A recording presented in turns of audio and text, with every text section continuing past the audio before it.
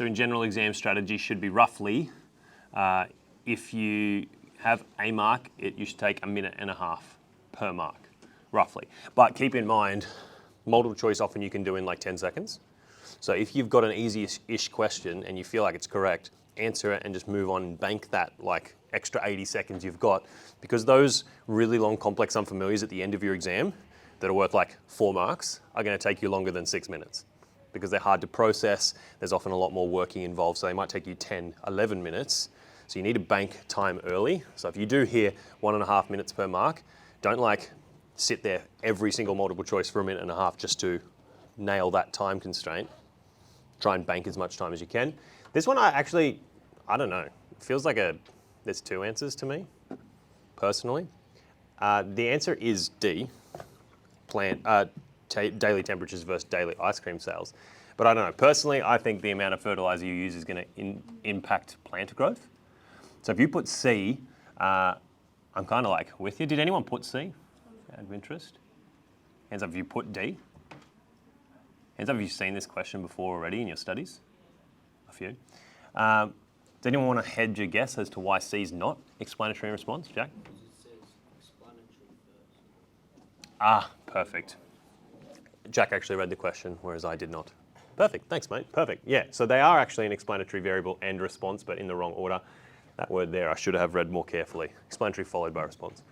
Perfect, okay. D is the correct order. Let's go. Next one. Have a read. You'll need your calculators probably for this one. Alrighty, so this one's all just about subbing in the right values into the right spot. We've got 5-hour training session, and you can see in the equation, in the question, number of hours in a training session is H, so we have to put that in here. Your calculator knows order of operations, so your equations, because they're in A plus BX, it doesn't matter, you can just put it all in one go. But if you're nervous and unsure, just do this multiplication first and then add on 26.781. 26.781 plus 12.974 times 5. 91.651, which is now rounded to the nearest whole number. 91.6 has to go up to 92. So we've got to pick D, not C. So just be careful. It's very easy when you're rushing, and like I mentioned, trying to bank time. It's easy when you're rushing to try and just see 91C. Just make sure you read the question like I didn't before, but like I did this time. Nearest whole number. Alrighty. Next one. So I might just zoom in a bit. Here's the scatter plot. Again, I recommend having these slides in front of you as well on your device if you want to zoom in yourself, because otherwise it's pretty far away for you. Okay, 2 parts to it, either interpolated or extrapolated, and also 2.7 million or 3.2 million. First, I guess just draw, I might zoom out again. 3.2 million is like along there. So this gap in 2018, that wouldn't make a lot of sense to me to fill it in there. It's a bit of a jump for no apparent reason. 2.7 on the other hand is approximately, well, I dropped down a bit, but approximately there, which in my opinion fits the data way better. So straight away I'm eliminating D, which is 3.2, and C, which is 3.2. And I just have to decide, is it interpolated or extrapolated? Interpolated, the word inter means like inside. So we're predicting inside the data set because we have this extra data value here. And because we're predicting before that and also after some other ones, it's inside the data set. So it's interpolated. So we're going to have to ignore B and say it's going to be A. Lucky me.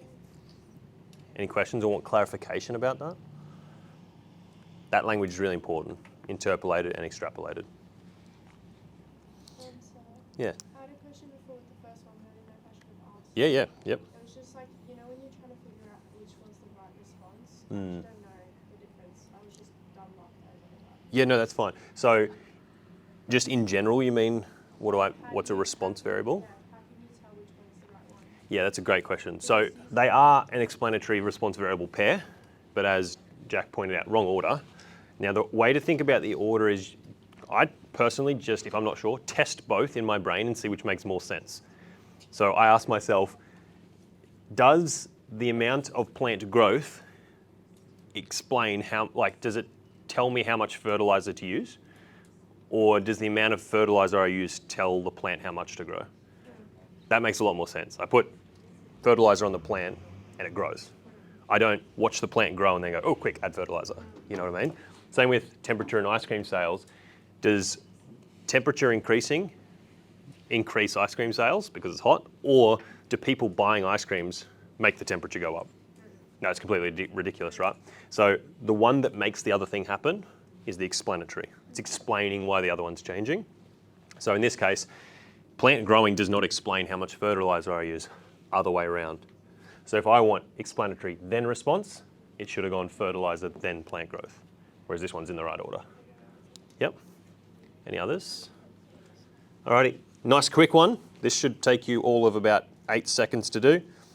Which scatter plot best demonstrates strong negative association?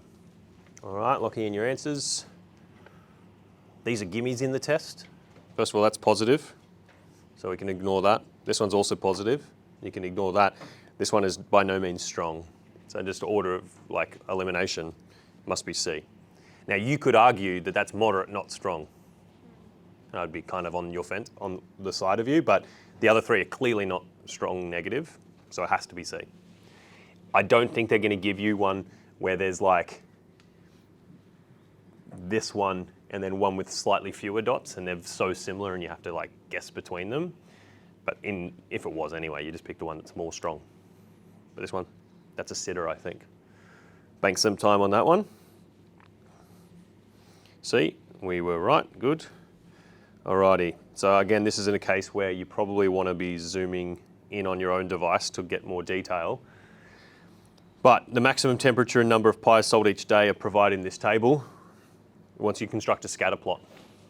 So you're not going to probably have this grid in your books, but just make a real quick and dirty one.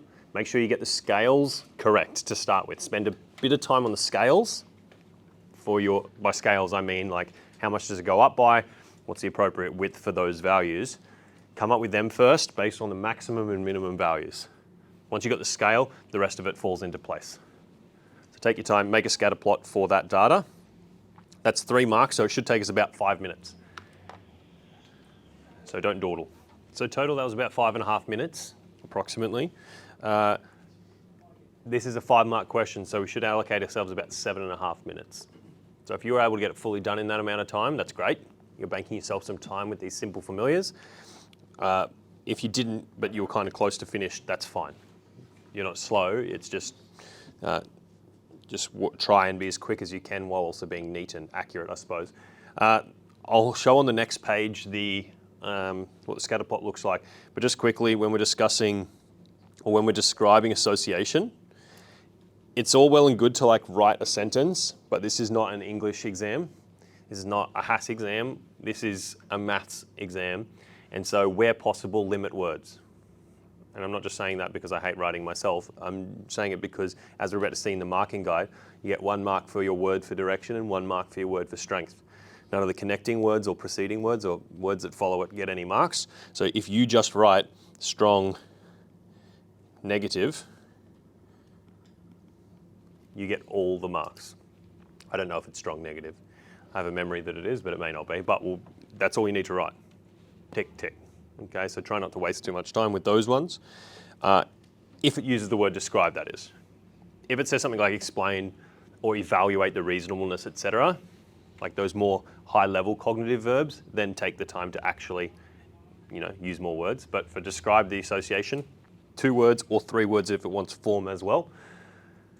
There's a scatter plot. Okay, it does look strong and negative, that's good. Notice down here in the marking guide, it writes a sentence, not as advertised, but it writes a sentence, but there are 2 words that are bolded in dark text there as opposed to this like faded out text. That indicates where the marks come from. So if I was marking this in a test, even in external, I would be looking for these 2 words and just ticking them too, even though they've written a sentence. So 2 marks for that, strong negative. And then the marks wise for your scatter plot, for putting the right variables on the right axes, you get a mark. For accurately plotting the points, you'll get a mark. And for formatting your scatter plot with appropriate scaling and labeling of axes, Yeah, I know, dodgy, isn't it? Title missing. Apparently the QCAA doesn't care about this a title in this instance, but don't take for granted that means in your external they won't care. They may care. We teach you the good habit of salting everything, scale, axes, labels, titles. Keep doing that. Takes you like 2 seconds to write a title. So add them in. But in this case, all they wanted was the labeling of the axes, the labels, and also the axes values in an appropriate scale. Plus the dots, obviously. No, so notice it doesn't, like this is an example. Most of the time, there's a third column here that talks about alternate solutions in the QCAA solutions. It doesn't have to be exactly what they suggest. This is just an example. So if you started the maximum temperature at 15, because nothing happens before 20 or 22 or whatever, that's totally fine. Yep. In fact, I would recommend that. I think this scale's actually a bit dodgy because they know temperatures at 0 in this data set. Any other questions? All right, cool. You're almost certainly going to have to make a scatter plot in your exam. So if you can do that, great, free marks. Another question. Again, zoom in on your device if you want a better view. But it says the least squares line has been provided for a scatter plot. Shows an association between employees' years of experience, x-axis, and their hourly pay. Given that the least squares line passes directly through the points 220 and 740, determine the equation of the line.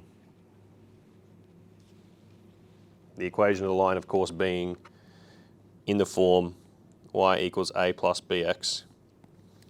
To that end, we might actually plow on real quick. I'm going to show you 2 ways to do it. The way I anticipated doing it, and I think the way they do it in the solutions, but also Polly's way, which is genius, okay? So the first one is using this formula, rise over run. You don't have to use this so officially. If you just remember B is rise over run, the rise between the 2 points, we go from 20 to 40. So the rise is 20, right? So you could just say B equals rise over run, which equals 20 over, we go from 2 to 7, 5, which simplifies down to 4, right? So you've got B, that's a mark. To get A from it, now A is just this point here, and it looks to be like 12 or 13, but because there's no smaller data point, I can't be sure. So I have to sub it back into my equation. If I just sub it into the equation though, with sub B in that is, I get A plus 4x, and I've got too many unknowns. I've got y, a, and x, so I have to sub in a coordinate, one of these two. These numbers are smaller, so they're easy to use, so I'll use that. 2 and 40. 40 is my, 2 and 20. How do I rub out?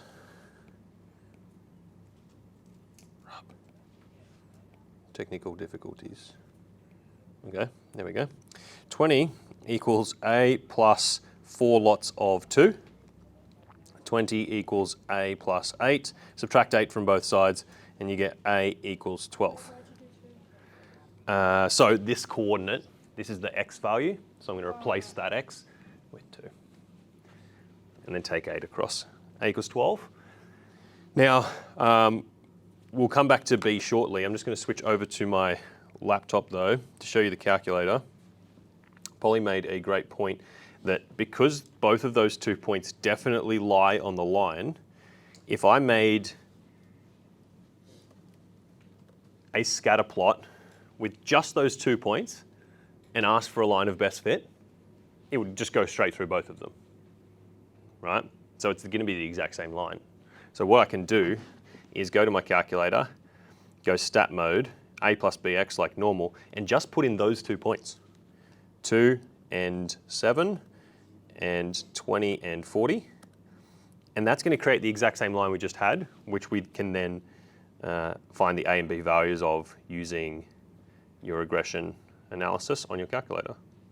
A is 12, shift 1, 5, 2, B is 4. So let's do B and then do the solution, and then we'll look at the solutions. So predict hourly pay of a 15-year experienced employee. Year of experience is my explanatory variable, so that's going to be my x value. So in my equation of y equals 12 plus 4x. I sub in 15.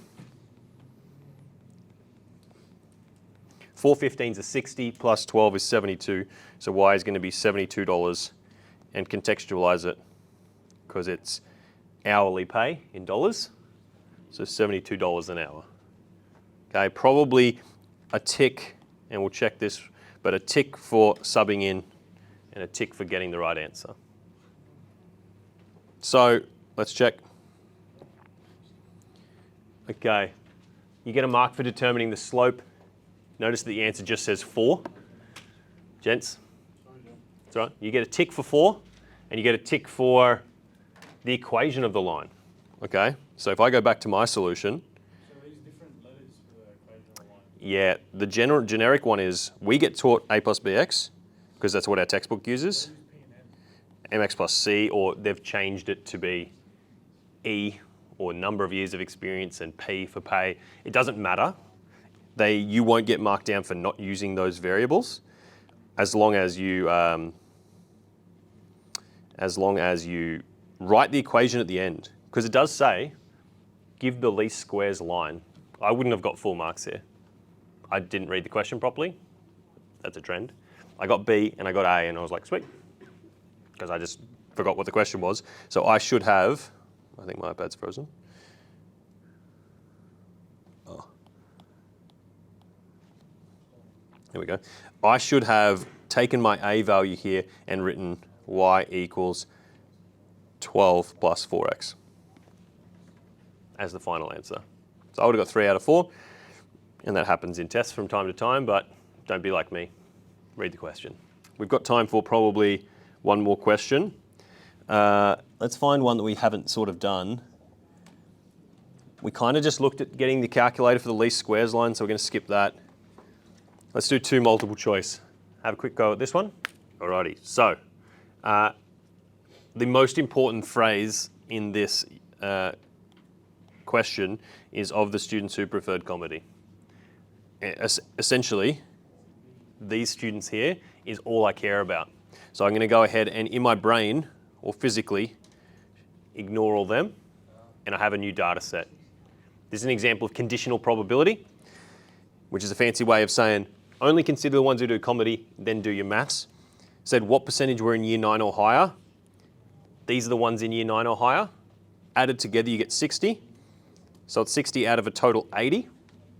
This 60 plus 20 is 80 total. 60 out of 80. That can simplify down into 6 on 8, which simplifies down into 3 on 4, which is 75%. Or you can just use your calculator and do 60 divided by 80.